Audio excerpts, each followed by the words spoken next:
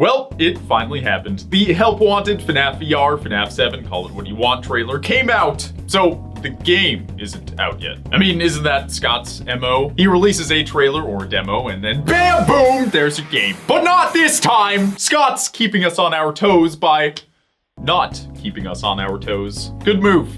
Good move. But alas, we have a new Five Nights at Freddy's trailer thanks to the PlayStation State of Play, which basically is a Nintendo Direct, but more disappointing. But, oh boy, did they drop a doozy. So, without further ado, let's get into the FNAF 7 VR trailer.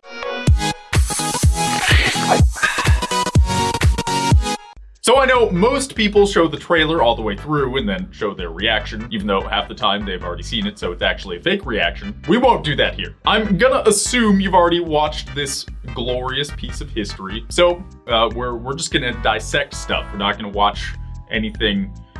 Well, we're gonna watch stuff, but it's gonna be analysis. Let's start at the teaser image right before the actual trailer. We've got Freddy here watching a bunch of TV cameras. It certainly looks like the type of setup you'd expect from a security station. You know, the type of room you'd wind up in at the mall if you stole a pack of gum, but the security guard was watching you and caught you and took you into the security room, and then you watch all the random people on the cameras who aren't in trouble while feeling like a horrible person as they call your mom or dad to pick you up. It's that type of room. And no, I don't have experience in that type of room. Check it out, all our favorite animatronics are on the screens. We've got Nightmare Fredbear, Chica and her Cupcake, Toy Freddy, Balloon Boy, Plush Bonnie, Baby Foxy, Mangle. Oh my god, there's so many animatronics from every single game coming out to play! Not surprising, considering what we talked about in our last video analyzing the teaser images. Shameless plug. But it's good to have even more proof that we are in fact looking at a game that will use games from the boring 2D FNAFs. Also, just a quick side note, the TV cameras are dinosaurs. Finally, the TV dinosaur hybrid exists. Alex Jones was right. Actually, that name is likely a reference to how old the security cameras are supposed to be. You'll notice that the majority of them aren't in a 16:9 aspect ratio, but are instead 4:3, which was the standard for screens until about the late 2000s. You'll also notice that there's buttons on the side of the desk that read door and light, an obvious reference to FNAF 1. In short, we're looking at a complete amalgamation of every FNAF game in one sweet image before the trailer even starts. Speaking of which, let's tape the roll. The trailer opens on the same screens, but with only a few lit. My personal favorite being the pizza camera. Why aren't there more Twitch streamers with pizza cameras? We've also got what looks like Freddy or Toy Freddy in a hallway. Mangle an event, I believe. A FNAF 3 hallucination on the right, Foxy up top, just more and more proof we'll be playing throughout various games. While that's all well and good, don't you notice something missing? Where's the fan? You done goofed, Scott! What happened to the meme?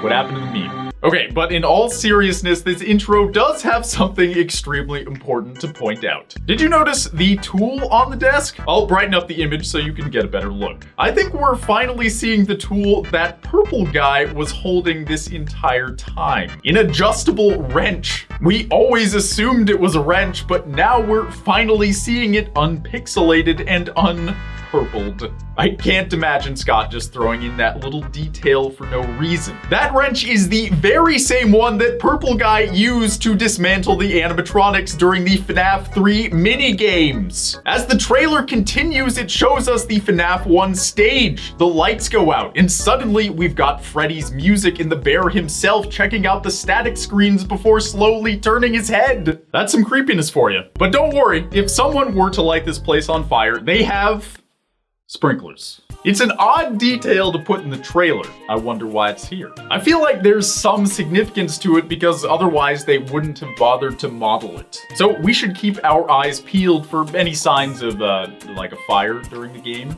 Something like that. The first scene is in the FNAF 4 closet. We're hiding in the closet with R. Kelly, with the plush babies, who seem to either have a bobblehead quality to them or they're scared and shaking. I guess their second option is more likely. Once the doors open, you can see Baby standing over the bed, and behind her is a clock that reads 1 a.m. Guess we'll be trying to survive till 6 a.m. again.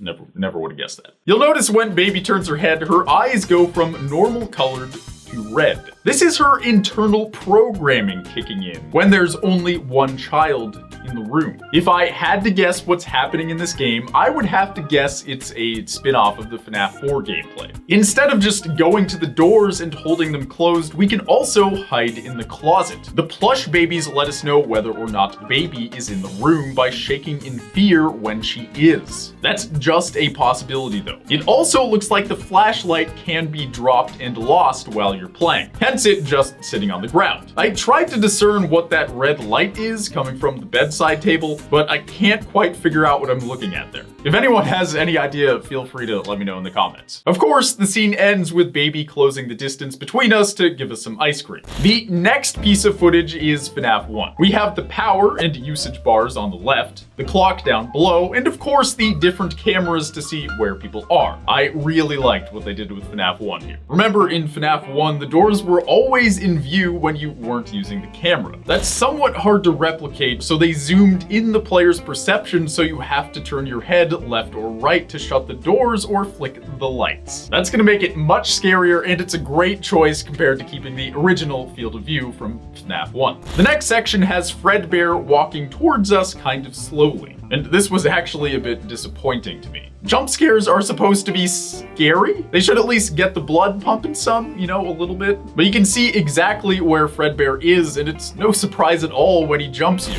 This was one of my worries about FNAF VR. We talked about it in one of our recent videos about how they're gonna have to change the FNAF formula for this game. And that change may make Help Wanted feel different than a normal FNAF game.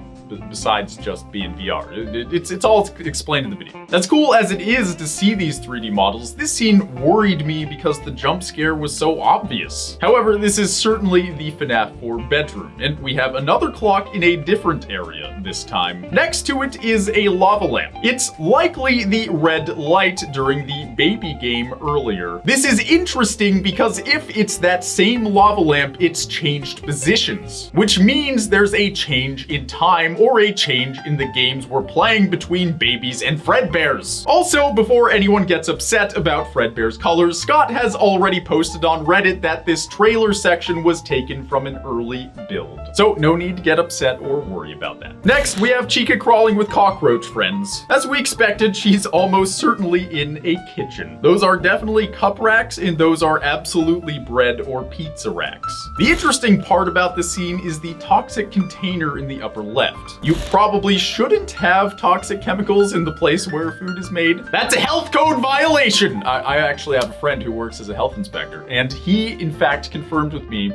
you're not supposed to have poison next to your food. Who's trying to poison kids with poison? Poison pizzas! Crying out loud. I think this game is pretty simple to explain. We have a toxic chemical that we're going to put through these pipes that are pointing at Chica to clear up her cockroach problem. We can also see Chica has green buttons on both her cheeks, which likely means we're going to get to open her up and take a peek inside. And maybe find a child's body. Only time will tell. Next, we get a FNAF 3 scene of a mangle hallucination. As we turn to reboot our ventilation system, we can see Springtrap checking us from the doorway. You like what you see, Springtrap? You into this? You into this? Yeah, I like you too. This is more than just a little confusing because in the original game, Springtrap would jump scare you when your system restart menu went up, and it covered your view of the door. That isn't gonna work in this game, so how is Springtrap's jump scare gonna work? Was he just gonna walk into the room and kill ya? Jeez. The other interesting thing is that there's a phone on the desk. If you recall, we had to use parts of the wall as a number pad in FNAF 3 to get secret minigames. Perhaps we'll have to do the same thing with the number pad on the phone. This is just a hunch, of course, but it seems suspicious to me that there's a phone that close, within reach of someone sitting at the security desk. If you go back and check the original FNAF 3 desk, there's no phone sitting on it. Seems suspect to me. The last section is just a section of the puppet noodle-legging their way to you to jump scare you. Again, I'm personally not a huge fan of this jump scare method. I think it's too obvious and takes a lot of the suspense out of the game.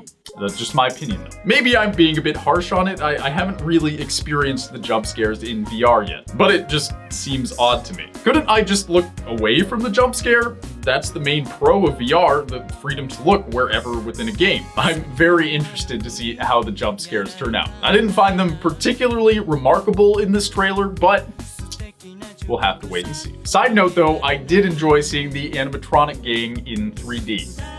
That was cool. Man, that's it. That's the Help Wanted trailer and everything in it. It looks like we're gonna have a lot of the same gameplay we're used to, but altered enough to keep us on our toes. It's looking pretty good overall, and I'm excited to see if there's gonna be any more story clues that come out throughout the game. I mean, let's be honest, it's FNAF. There's gonna be more. There's gonna be more clues.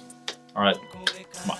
The main thing I'd keep in mind is that there's definitely going to be changes to some of the rooms, and I would be really surprised if there wasn't some kind of secret that you unlock with that phone from FNAF 3 on the desk. All in all, a pretty solid trailer from Scott in Steelwolf, and honestly, I'm amazed the game hasn't come out yet, given Scott's nefarious reputation to release games right after a teaser or a demo, you know, as he does that. And if Metacritic is any indication, we can expect this game to come out within the next month. Also, I've got a new show coming out on Saturday, so definitely check it out. I'm super excited. It's a brand new show. If you like FNAF, if you like indie horror in general, you're gonna like this show. And even if you don't like indie horror, you're still gonna love the show because, well, you'll just have to wait and see. It'll all click in your head.